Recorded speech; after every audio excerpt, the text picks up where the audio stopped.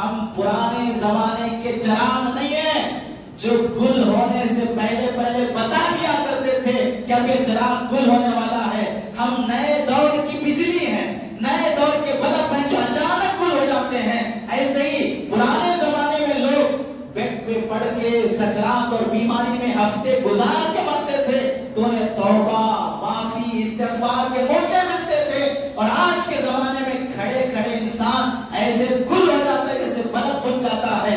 کل رات تک اچھا تھا, کھڑے کھڑے مر گیا, بیٹھے بیٹھے مر گیا, بولتے بولتے مر گیا. کتنے واقعات دیکھے اور سنے نہیں جاتے ہیں. اس واسطے ہر وقت موت کی فکر میں رہو. یہ نیا سال زندگی کا ایک اینٹ ہماری گرا چکا ہے, قبر سے قریب کر چکا ہے.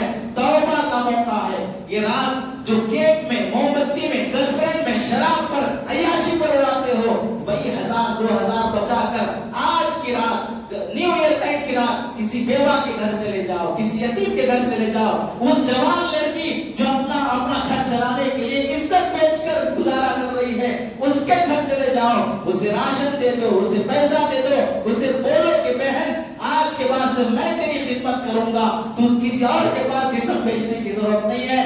یہ رات ہوتی ہے توبہ کی, استغفار کی, آگے کی, پلاننگ کی.